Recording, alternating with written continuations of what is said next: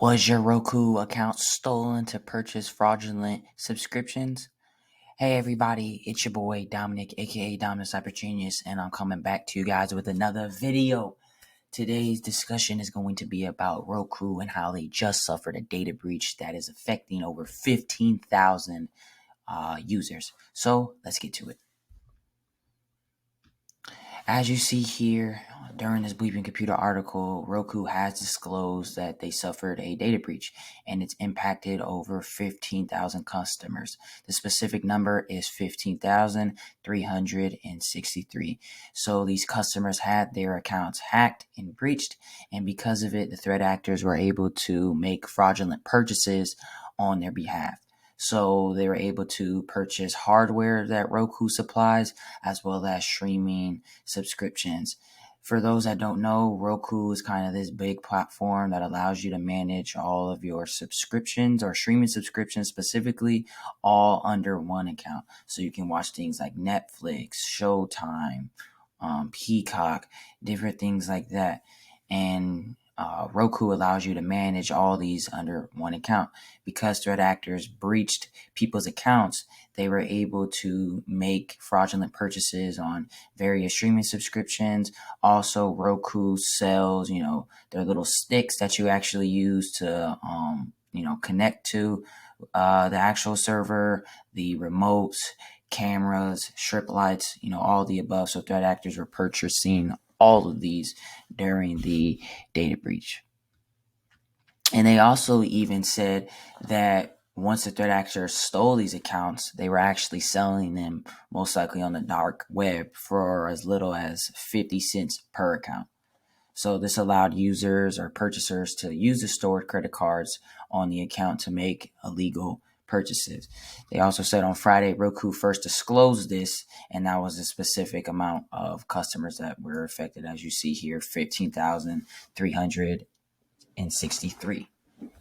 And they were hacked in a credential stuffing attack. For those that don't know, a credential stuffing attack is when the threat actor finds a pair of credentials, like a username and password, that were already found in a data breach. And then they basically use automated software or different tools to run those pair of credentials against a bunch of websites.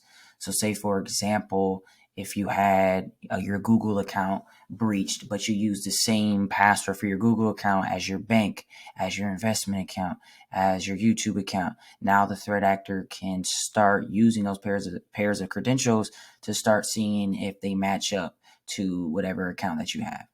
So that's what the threat actors were doing. They were using automated tools to, take pairs of already breached credentials and running them against other websites to see if they were able to actually log in.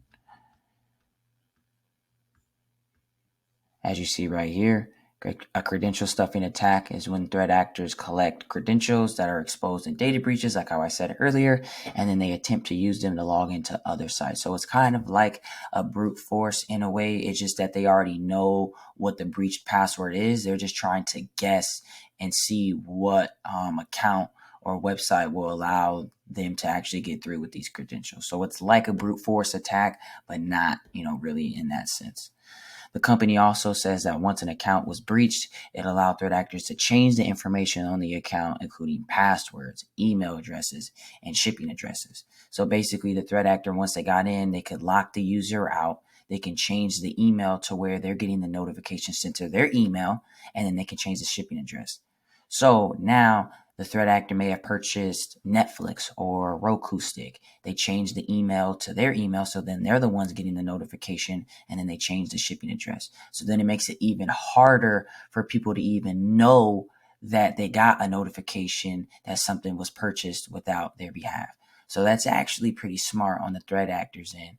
They lock the user out. They change the email so then the user can't get the notification or message. And then they change the shipping address to make sure it gets sent to an address that the attacker lives at. And I know for a fact, not a lot of people are going to be getting phone notifications or phone messages about Roku. So they'll end up having to find out on their credit card statement or under their, actual debit card or even checking account that the actual fraudulent purchase went through.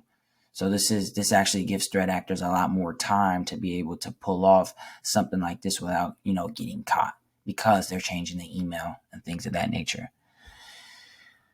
They also, I believe they also said that this effectively, just locks the user out, allowing the threat actors to make purchases using the stolen credit card information. So as we scroll down, they are saying that additionally, Roku security team has opened up an investigation, and they are, investigating, the different charges due to unauthorized purchases that were performed by the hackers, and they're actually taking steps to cancel the relevant subscriptions and refunding the people that were affected by this breach.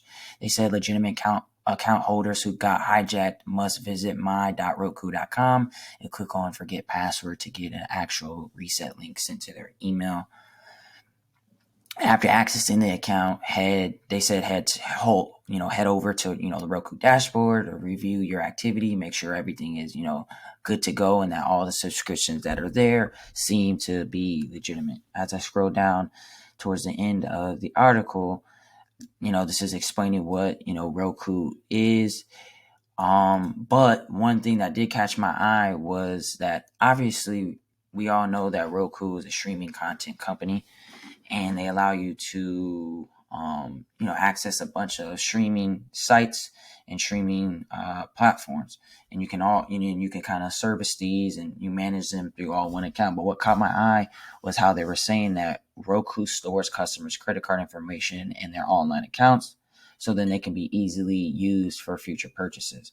So because the threat actors were able to breach these accounts, they may not have had the exact numbers of the credit card, but they have the credit cards or, the payment information stored on the account. So then all you have to do is purchase the subscription.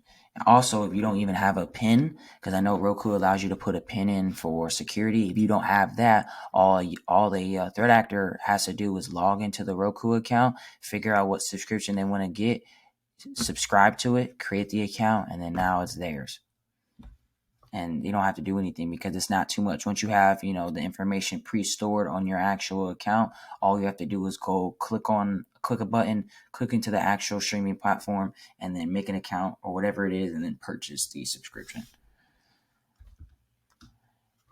Beebe Computer has also learned that numerous threat actors are, conducting these credential stuffing attacks using a specific cracking tool known as Open Bullet 2 or Silver Bullet. Cracking tools are basically these, AI or automated tools that allow you to run pairs of breached credentials or commonly used passwords. And you can run these passwords or credential pairs against certain websites to be able to see if there's an account for a specific pair of credentials, or if you can brute force the password for someone else's account. They also said that these programs do allow you to import, specific configuration files that are created to perform these specific attacks on certain websites like a Netflix, like a Steam. Chick-fil-A also had a data breach or a cyber attack where they had a credential stuffing incident, and because of that, people were, getting their Chick-fil-A points spent, fraudulently, and, they were buying other things as well. And also Roku themselves. A researcher told Beebe Computer last week that the threat actors have been using a Roku config to actually perform these credential stuffing attacks for months. So bypassing brute force attack protections, CAPTCHAs, the little things that make you to where you have to identify yourself and say that you're not a robot. And they're doing this by using specific URLs and rotating through various lists of proxy servers. They also said that it's funny because there's stolen marketplaces, there's the dark web, and some of these are going for as low as 50 cents. Most likely the reason is you only can buy subscription.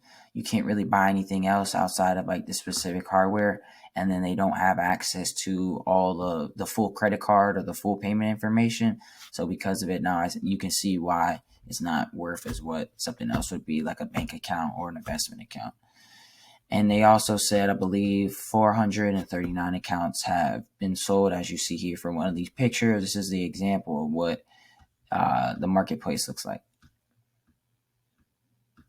And then once this is actually sold, the seller of these accounts then provides the other threat actors or criminals on, the different information on how to change the existence accounts info and, make fraudulent purchases at the end of the day.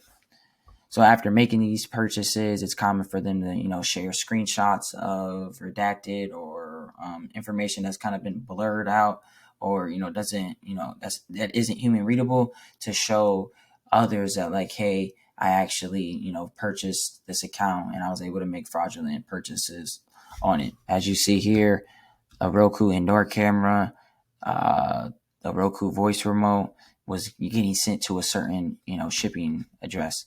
And because they maybe switched the email on the account, you're not actually seeing this notification. And then, it may be already too late when you try to go back and get a refund or try to, deal with it. And then this is just some things of Roku being under fire for different, terms of agreement and things of that nature. And a source told We Computer that this new, terms and agreement is part and related to the ongoing credential stuffing attacks and, financial frauds being conducted through hacked accounts. So they're basically saying like, hey, we've updated our dispute resolution terms. Please hit agree. And if you're not hitting agree, then you're not able to use your account. So I guess that helps in some way. What I want to know or what I want to hear is, do you think it's our fault for this breach or do you think it's Roku's fault? I think it's a bit of both. I feel like we already know we should know how to make strong and solid passwords already. Phishing attacks account for 90% of cyber attacks, and we should already have a fundamental understanding on why we shouldn't reuse our passwords. So I think it's a little bit of our fault because we need to take responsibility. We need to make sure we have password hygiene, but also I think it's a little bit of Roku's fault. They haven't even implemented multi-factor authentication. I believe I skipped that earlier somewhere, but right here, they even said that Roku doesn't even support two-factor. So that's another issue that should have been taken care of. If there was two-factor authentication, then the threat actors wouldn't be able to get into the accounts because they need the user's phone or, the user's email to be able to actually get in. So that's why I feel like it's a little bit of Roku's fault, is because how the credit card information is stored, as well as them not actually supporting two-factor authentication. So then now we can't even have an extra layer of security to protect our accounts. So I say it's like a 50-50 in this case. I'm surprised Roku hasn't came out and blamed them like how 23andMe did, but that's a surprise. That's it. I hope everybody liked this video and enjoyed it. I love going over these articles. Let me know what you guys want to see next. Like, comment, subscribe. You already know what it is. I'm out. Peace.